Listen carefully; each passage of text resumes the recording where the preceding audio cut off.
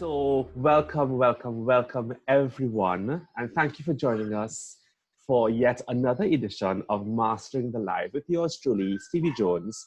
I am the National Director of Miss Supranational Trinidad and Tobago.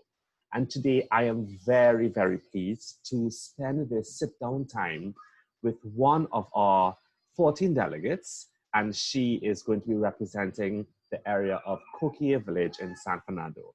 She is tall, she's outstanding, she's beautiful, and she's very humble. Ladies and gentlemen, friends of Trinidad and Tobago and the Super family, please welcome Ariana Thomas. Ari, welcome. Hi, good afternoon, everyone. Good afternoon, Stephen. Thanks for having me. You're most welcome. Well, girl, listen, it's been a while. We only get to really chat via WhatsApp or a Most Zoom of our session. sessions recently have been with some of the other members of the team, so I feel like I haven't seen you in like I forever. know, and I don't even know if it's withdrawal symptoms. But the fact that I know that you guys are in my life and in our lives, but we've not been able to hold one another and to connect on that human level, it's No, but almost frustrating. trust me, your presence is felt and seen, like even through WhatsApp. It's very hard to miss. So we still feel you, we still feel connected and everything. I hear some shade in that. None at all. But how have you been, my love? It's been almost 2 months since we've been actually more than 2 months since we've been living through a global pandemic, and all of us in our own unique ways have been affected or continue to be affected. What's happening in the world of Ariana? How are you coping? In the world of Ariana, I am in need of a dance class in a dance studio. I am in need. But the Zoom classes and everything is doing good for now. I'm picking up the dance classes and stuff. Mm-hmm. In terms of work, it's like I have to relearn everything because yes, it's a lot. Because they put a lot of different measures, processes. I work in a Policies, law firm.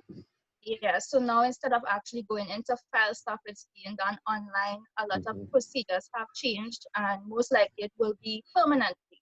So it's like you have to relearn certain things, relearn how to do things, how to use, certain apps and stuff like that. So for me, it's just like a bit of an adjustment, and then with the new measures they're putting in place, going into the workplace, being in contact with people and stuff like that. Sometimes you forget not to touch the face too much. I just did. Yeah. So it's been tough, but I'm adjusting. Yeah. Well, for those who are joining us on this live, or for those who are likely to hear this video or to see it, remind the people of what you do. Okay, well, I'm Ariana Thomas, and I am a legal secretary at a law firm, of course. Yeah. And that's what I do on a daily basis. In the day, I work at a law firm as a secretary, and at night, I am a dancer. In terms of modern dance, folk, and stuff like that, it's my craft, it's my love, it's my passion, and I'm hoping that it can eventually be my full-time job in the near future. Right. Okay. Yeah. Okay. Good. Well, I do not envy persons who are in. I mean, I am a creative, but unlike yourself and the other girls in the competition who are actively involved in the performing arts, when I hear your stories of how you want to make this into maybe a lifelong profession, I feel that very deeply because I am also a creative entrepreneur. I grew up in the performing arts fraternity, and I have I have performed on many stages. And the work that I'm doing now in terms of my full-time profession is also creative. So I always say to young persons like myself and yourself, it has to be a calling. Yes, if you are definitely. not called to be an entrepreneur, I and if you slowly walk away. Yeah. Yes, it's not, and that's not to say that any other profession that may be more rigorous in terms of its academic formation, it's not valuable. God knows it's valuable, but this particular, the creative industry, and the artistic and performing arts industry, it's a whole new world. It's a whole new world. And like you have like the best of both worlds, because like your day job as well as yeah. Nice job. Yeah, I feel you. I feel you. So let's talk a little bit, Ari, about your life, and how your life may have changed. I don't want to be speculating here, but how your life may have changed for better or for worse since you came into the Miss Supranational TNT pageant. And please be brutally honest. Honestly, it's changed, how can I say, drastically based on our workshops. Like I realized, like from our first session, like it was cheap, first session. And I'm like, what did I get myself into? Like, Ariana, what are you doing? Why? And the reason being is because it exposed things that I thought I dealt with, but then I realized I did not. And you know, when does you realize, like I would usually tell people I'm a very quiet person, I'm reserved and stuff like that. But the first session made me reflect, and then I realized that's not who I was. That's who I became because of certain experiences and challenges. To avoid certain things, I just kept quiet and to myself.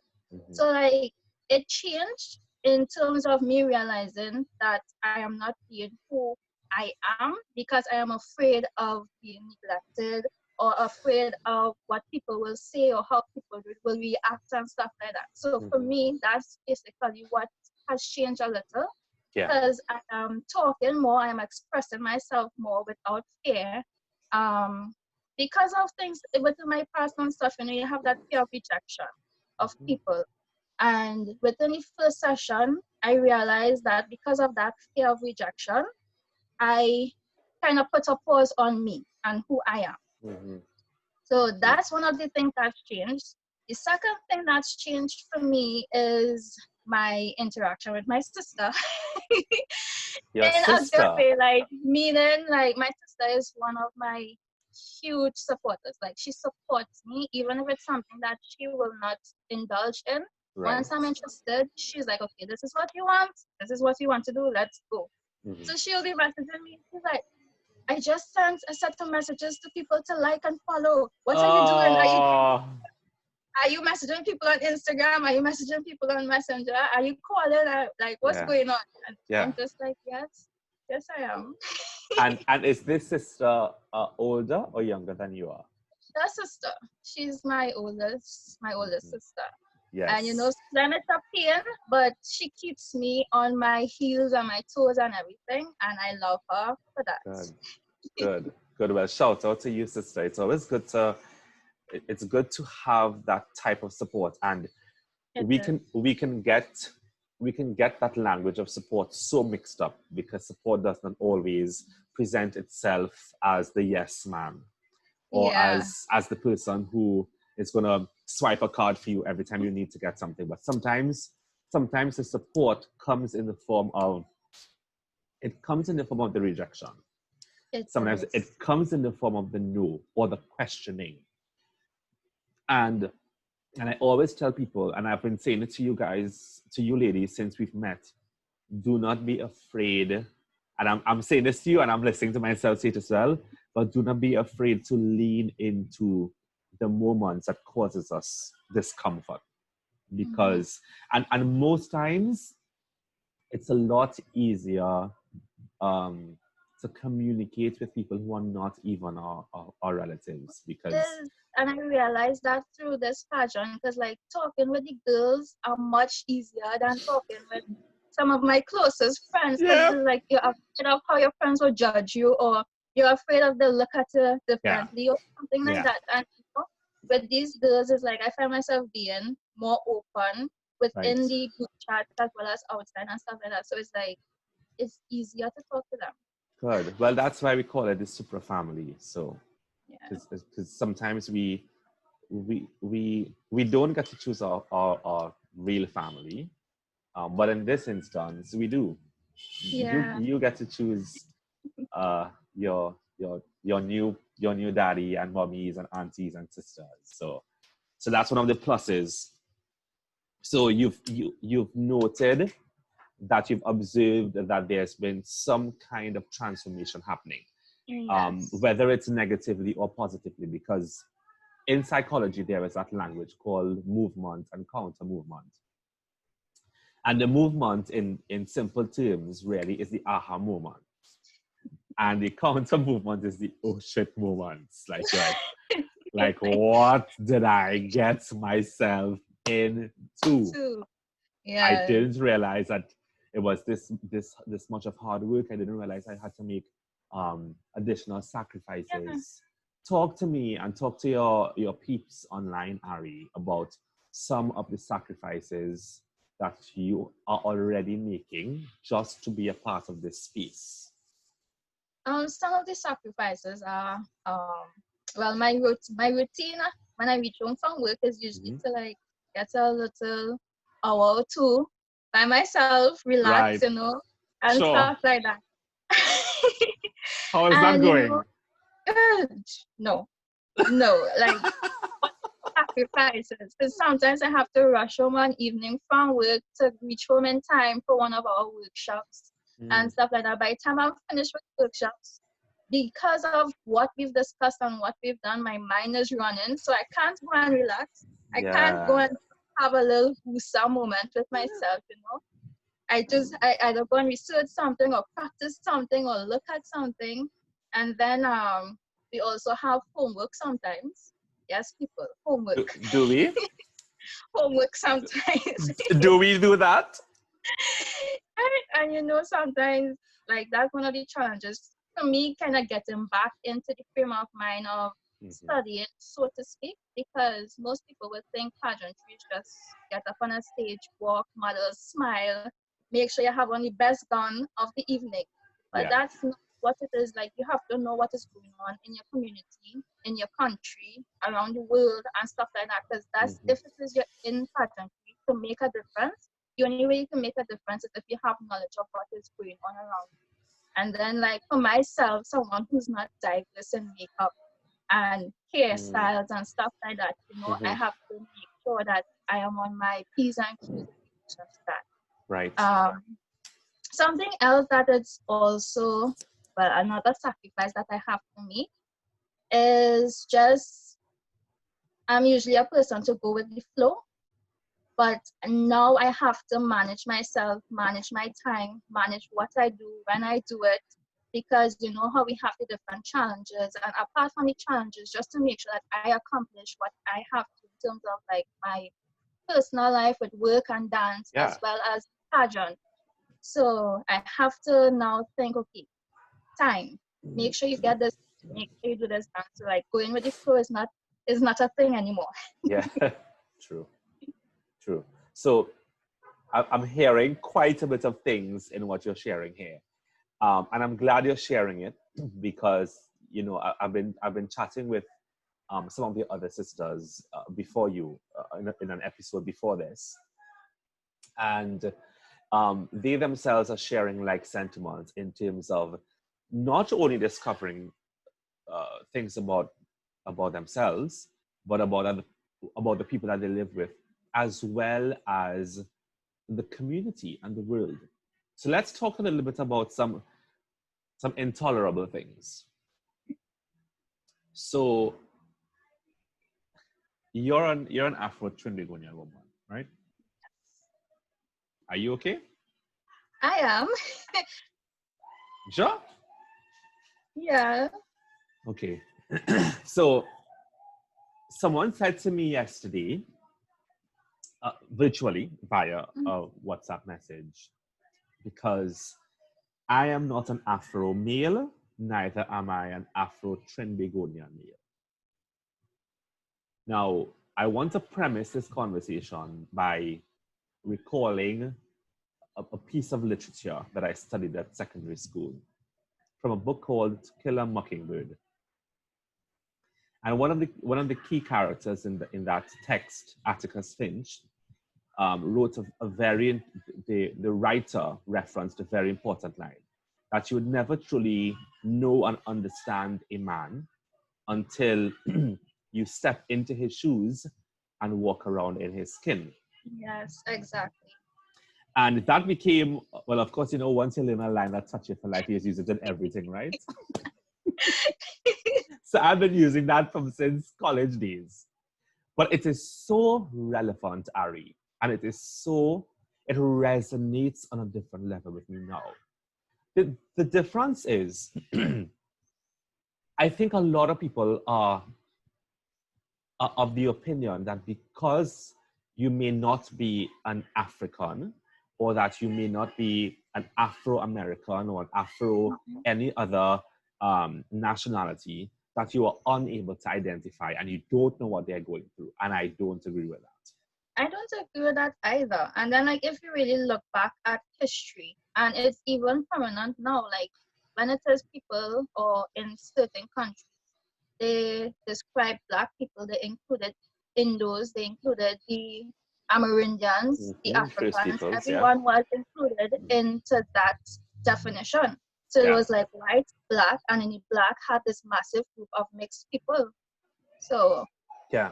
So what do you say then to a young generation? Because we're looking at the age demographic of people who are protesting. And the protests are not only in America. It's happening in Germany, it's happening in France, it's happening in Switzerland, it's happening across the Americas and in Europe. Probably we are the only people who don't protest properly, because our protest is via wine and jam, bottle and spoon, cooler down the road. And that's it. But I'm not pogging our people, because maybe our situations have not been close enough as drastic for us to rise up, unfortunately. But I digress. What do we say to the generation of young people who did not live through the days and the time that our parents, our grandparents lived through, and for all of the things that they sacrificed and they struggled, and I'm talking about as early as slavery, all the way to now? Because I personally think we are living in a modern day type of slavery. We are. And there is no easy way. First of all, there is no easy way to unpack this. And I don't know if there is I'm probably gonna nail myself to a cross by saying this, but I don't know if there's a right and wrong way, because I think when you're dealing with human experience, and when you're dealing with woundedness, you have to be able to trace the breadcrumbs all the way back to where the wound was first inflicted. What we are experiencing, in my very limited experience and short time on this earth, I think, is an explosion and the ripping off of the plaster of generations upon generations upon generations of not dealing with the wound. So of course you have young people like us who are we are the millennials, and we are easily triggered and easily reactionary. And so we are using every opportunity to shout, to scream, to cry out. But we're not very good at processing. We're not very good at processing our pain. But I share this with you because I look at the age demographic of the people who are protesting, and I am almost certain it's at least 80% of those people are youth and young adults. Yeah. And I don't even know if the majority of them know exactly what they are protesting for or against and why. Understand the extent or understand how much of a change they could possibly make. Correct. So Ari, what do we as young people, what do we do? What do we say? What can we do to meet our fellow young persons who may be struggling with the same types of prejudice and racism and classism and segregation? What do we say to them? Well, what I will say, right, is like at some point in our life, each of us would have experienced this. Probably not at such a large scale or in the same way as the other did, but at some point in our life, someone would have made us feel like we were worthless. Yes. Like we don't amount to anything, we don't belong here or anything. So I think all of us need to go back to that moment and feel what we felt in that moment. And based on what you felt in that moment, be like, okay, I don't want to make anybody else feel like this. I don't want anyone to feel degraded or feel how I did in that moment. So now what I will do is not, or try my best to not allow or have my actions make anyone feel like that. Like, I think that's the first step. Because once it is we start dealing with this, and you're like, okay, I don't want Steven to feel like how I felt, like trash. So I am going to treat Steven differently. I'm going to speak to him differently. I'm going to look at him differently. I'm going to act differently around him. And once each person take that stance, I believe we'll have a massive change. And you know that the people on this live are very opinionated and rightfully so. People, I'll tell you something, 1 year ago, when we had the influx of Venezuelan migrants to Trinidad and Tobago, that was the thing. That was, and in typical Trinbagonian style, it was the 9-day wonder. All right, so it was hooray, hurrah, parang and pastels, and then after 9 days, things we were onto something else. That's part of our. First of all, I think that's part of our problem. But it's also reflective of our culture and what we are accustomed to in terms of our habits. But I know that there are people who are going to be offering all types of antidotes, so to speak, for what we are seeing and what we are living through. I don't know how much Ariana or Steven or Miss Supranational or any of the people in our spaces, I don't know how much we can do to change the whole world. And I think that's part of the problem. I think people are trying to change the world instead of trying to change themselves. Thank you. So that's the first problem. So instead of trying to change the world, the change starts with you. Like a video that I saw recently on Instagram, where it literally had 3 generations of black men. A 16-year-old boy. I saw that. And when I saw that video, I was like, wow. Because you're seeing that each generation, the same thing is happening. It's getting worse as you go along, and there's no change. And the middle generation told the younger one that in another 10 years, another generation gap, it's still going to exist because it's a circle of life. Like, what is the ground? Like, what is the root of the problem? If this is how you are dealing with it over and over again, and you see that after every other couple of years, it's happening again, then something is not being addressed. Yeah. So I have kind of come up with, because I myself have had to temper. I have had to temper what I write on social media. Yeah. I've had to temper who I respond to, because my good God, Ariana, the type of commentary I am seeing via social media with regard to Black Lives Matter, All Lives Matter, White Lives Matter, Douglas Lives Matter. Yes, all lives matter, all fundamentally, intrinsically, all that God has created. And you see, that's the thing. That's where it started. And it is small things there, Ari, when our children from a very, very young age do not see the need to respect self and to respect others, and calling, and I'm talking about things that we can identify with. You think in our days growing up, we could have called our mother and grandmother by their first name? Are you mad? No. Girl, listen to me. You had to disappear forever.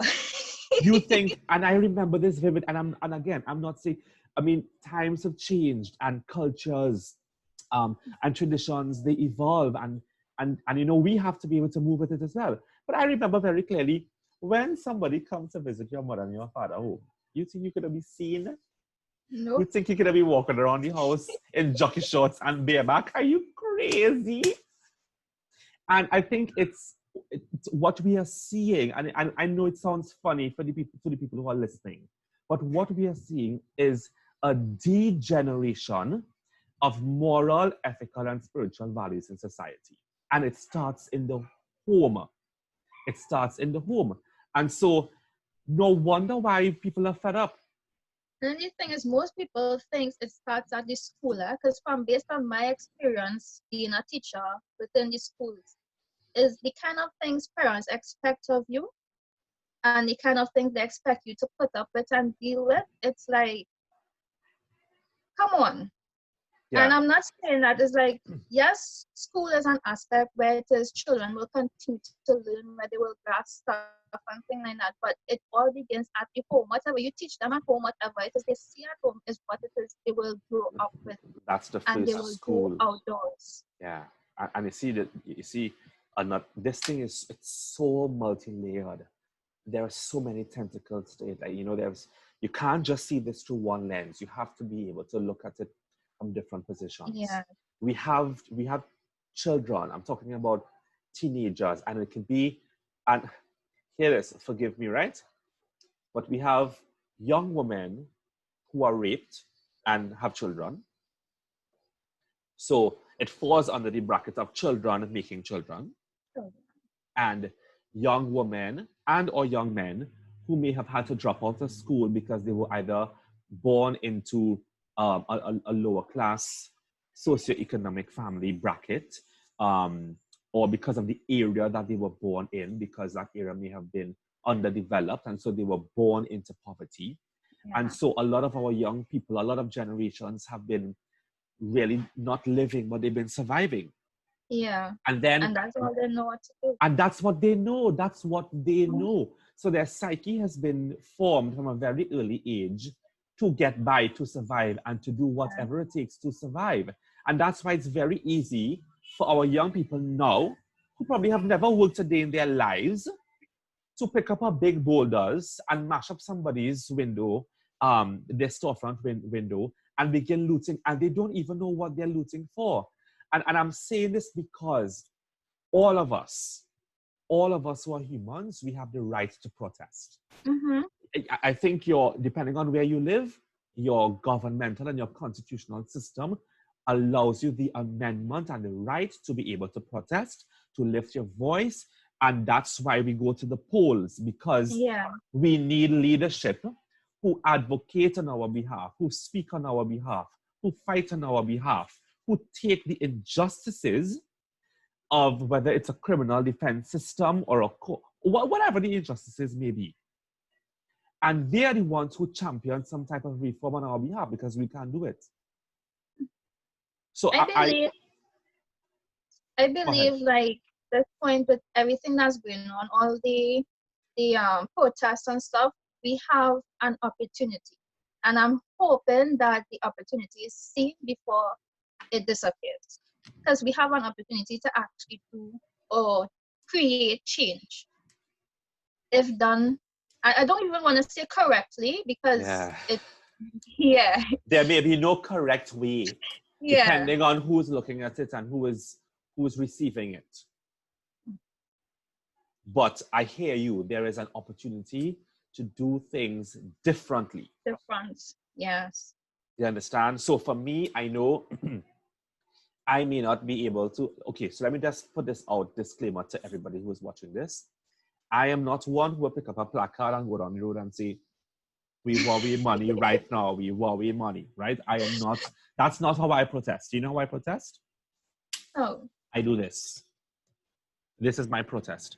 My protest is aligning myself to organizations that are grounded and that are well-formed and that are already championing some form of transformative type of living, and I become a part of it. depending on if I feel called to it, and if God says, okay, I want you to go and work in this particular area, whether it's church or secular. That's how I protest. Because I believe that I may not be Ariana, I may die I before... can't see, though. Really can't see you with a sign. I cannot. Sorry. No shame. I do appreciate that. I really do appreciate that. The only banner I lifting up and flag I waving is Carnival Monday and Tuesday. but and again, that's not to say that I won't, because I know my gifts. I know where my gifts lie, and I know where my purpose is.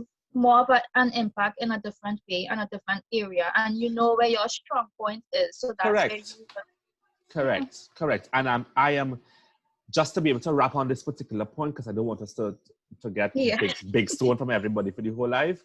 I am not inciting any form of violence and any form of abuse, but I understand, and this is why I referenced that literature text of being able to step into other people's shoes by way of empathy and really understanding, because I have a heart and I have a conscience and I'm guided by some kind of moral compass.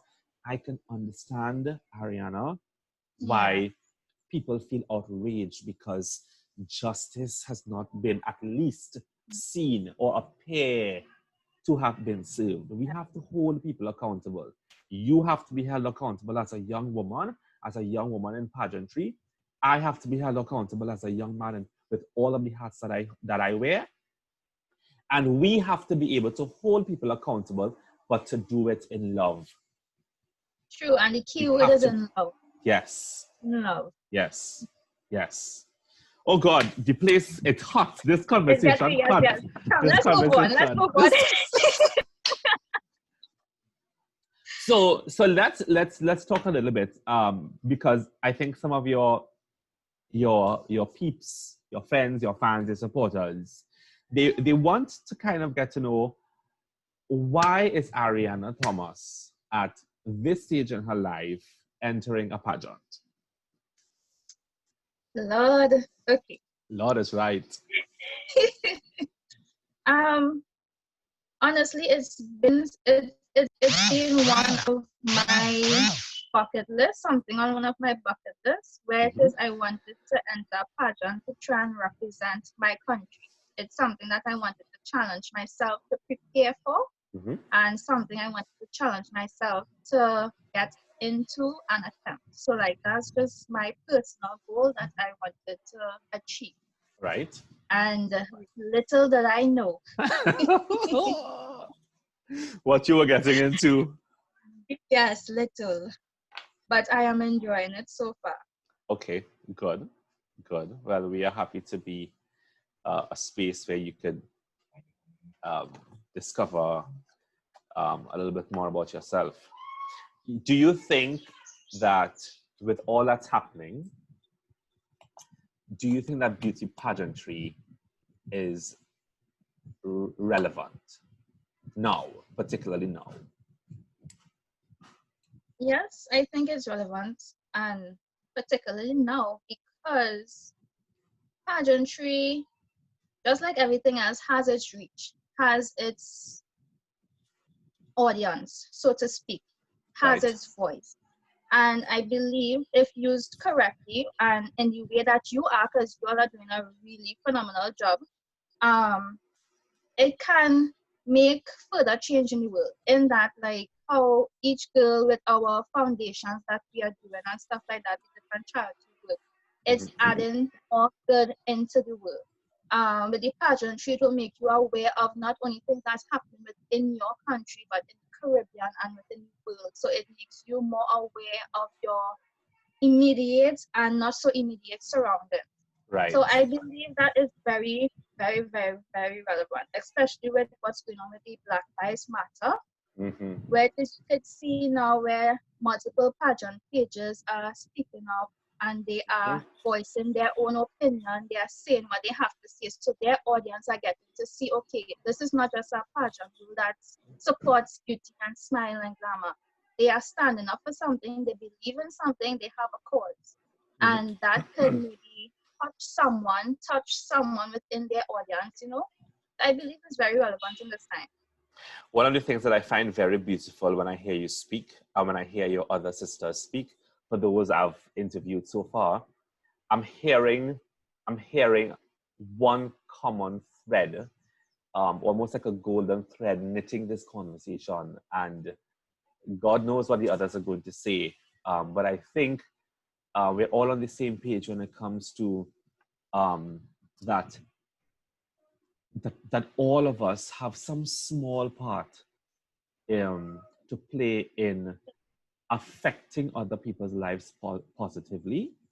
And once we affect one person's life, it is going to cause a ripple effect. And we have to be able to trust that process.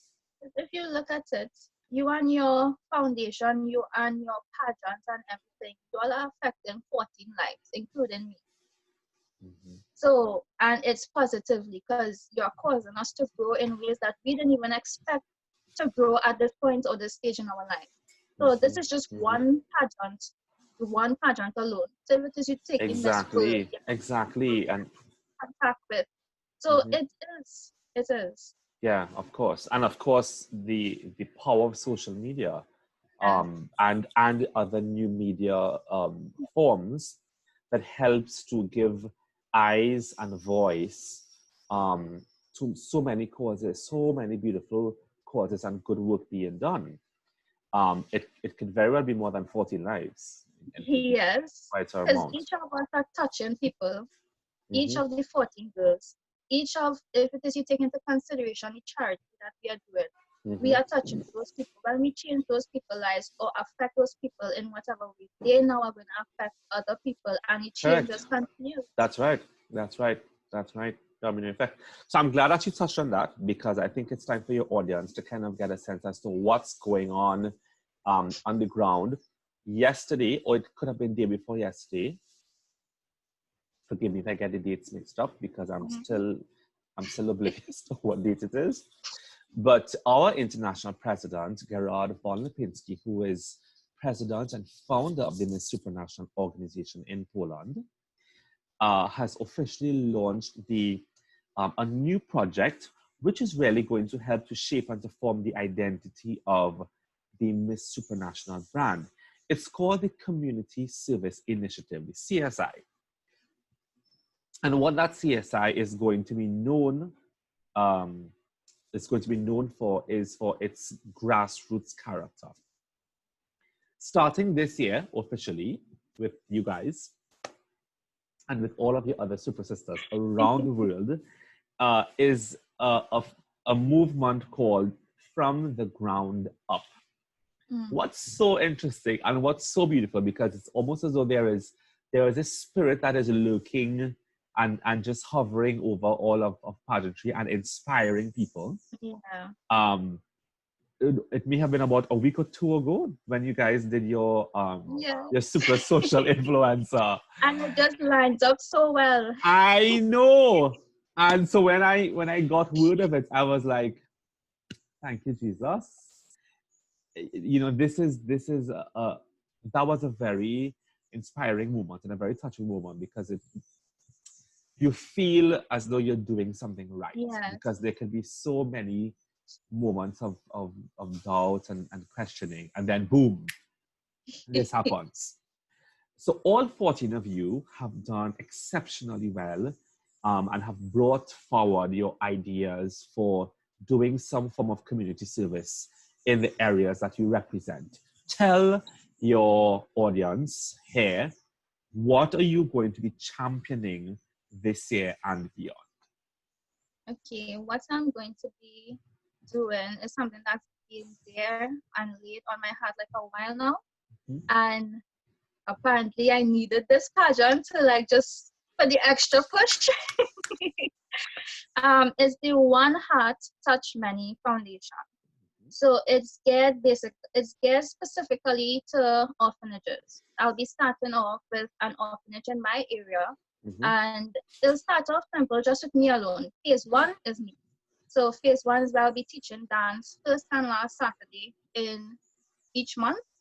just go in, teach them, interact with the kids. And then by phase 2, I'm hoping to have more people on board where it is I can offer, because I am only good in modern and folk to a certain extent. I can't teach hip hop. So, I'm hoping to have people in different genres of dance into the foundation by then supporting, so that we can give them a wider range. And by phase 3, I'm hoping to have people out of dance. So people in music, drama, singing, even designers, makeup artists on board with us, so that we can just provide like a whole, just provide something or a space for them. Because if it is look, I've tried to do research in terms of the orphanages, but because of the nature of it, they don't put the information online. Publicly, yeah. Because you have child protection and all of that, yeah. So when it is you take into consideration the budget of orphanages, not all the time they'll be like, okay, let's put aside some money to send children to music class or dance class, or someone who wants to be a makeup artist in the future, for her to go and learn how to do makeup and stuff like that. So this station is providing that space for them. And the whole idea of it is to eventually have like an entire concert or an entire program once a year, where you showcase everything they've learned, everything they've done, whatever progress they've made, and whatever money we make will go back into the orphanage for them to use. Fabulous. So to beds or groceries or anything of their choice. And COVID-19 actually dampened that a little, because we couldn't go anywhere, we couldn't mingle, we couldn't socialize. And it made me think, okay, how can I expand this idea? How can I go? Like, it made me dig deeper. And then I realized, you usually hear people saying that, our children are not really doing as good as we would like them academically. And I'm not sure how many times your mom told you this, but I heard my mom tell my brothers this numerous times. Why you don't learn that song? Why you don't learn your work like you learn that song? Huh? Why you don't learn your work like you learn that song? So then it dawned on me, like, that could be another aspect of the foundation, where you have, whether we get soca artists on board, calypsonians on board, or we just get permission to use like their famous beat or rhythm, and you probably just put something educational in it, teach the ABC with it, factors, prime numbers, and when they get that beat and they pick it up, we will be producing scholars for generations to come. Because music or art is another way of learning. Not everyone learns the traditional. And the therapy. Yeah, it's not everyone learns the traditional way behind the desk, from the board. Teacher is teaching 1 + 1 is 2. Correct. Right? So that's basically my vision for the One Heart Touch menu. And right now we are at phase 1, and we've been doing good so far. So well, first of all, thank you for sharing that. And that sounds like a mammoth project. And I want to say it sounds more than a project. It kind of resembles creating a way of life for children who live in systems. And I can share this with you and with the world.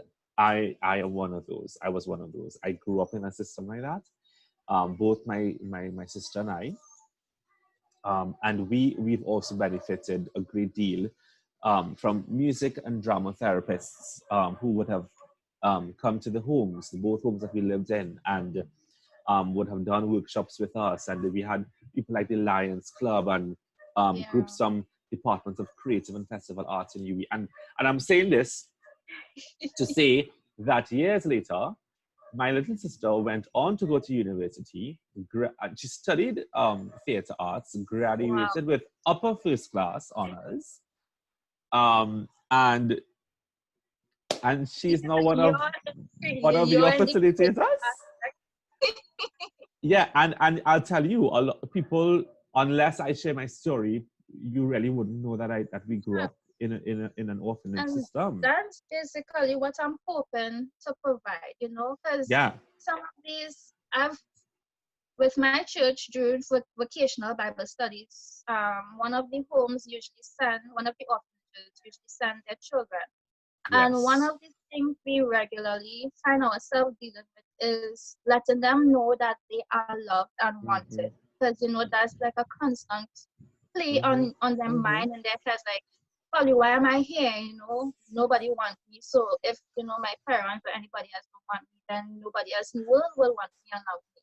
Yes. So I'm hoping that it provides a space for them to express those feelings, for them to express their thoughts, and for them to just be free. A safe place where they could be free and be themselves and know that they're loved. And also to explore alternative ways of education. Yes. That's beautiful. Yes. So I want to leave you with this thought, as I would have shared with some of your other sisters. For someone like yourself, who is very artistically inclined, you can also connect with, I mean, there are so many possibilities for this project. You can connect with our reigning Miss Supranational Tran Tobago, Gia Loren. Gia, who has a master's degree in art and design and is a certified professional dancer from the United Kingdom. And she has a similar project that she's working on just like this, in terms of providing transformative and artistic ways of education and healing to children in community. So you may want to reach out to her as well. And there are other sisters in your group who are also very artsy, who are dancers. I have already put a marker on them, and when they just don't know it yet. I love it. Well, I hope you tell them before they see this video. Yes. So Ari, before we go, because we've spoken about so many things, and we can go on, and you know, time flies when you're having fun. But just before you go, I want to ask you something here. What do you think makes Ariana a Supra woman? What makes me a Supra woman? I would believe it's what's one of the words you used to describe me at the beginning. Humility. Like, I'm a very, very, very, very humble person. And I believe that's what makes me Supra.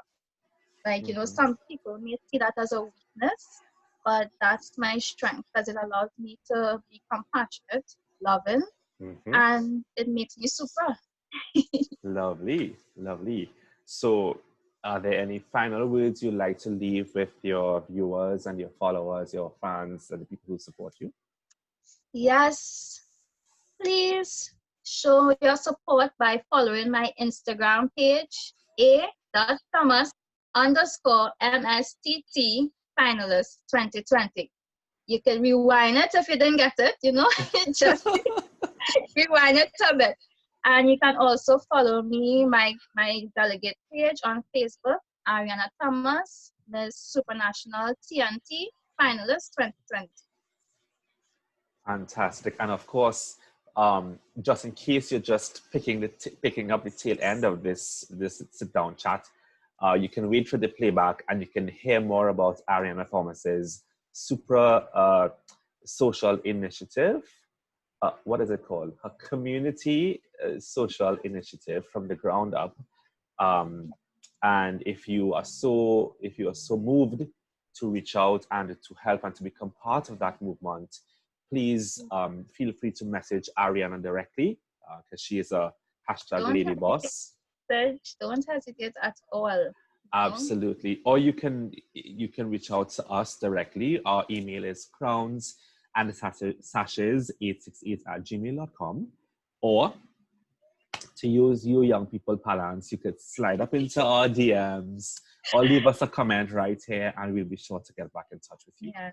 But in the meantime, we want to say to you, Ariana, thank you so much for this sit down and for getting to know a little bit more about you. In the weeks ahead, I'm sure you'll be sharing with us some insight into your community. Yes, of course. Of San Fernando, so we can get to know more about what's happening in San Fernando.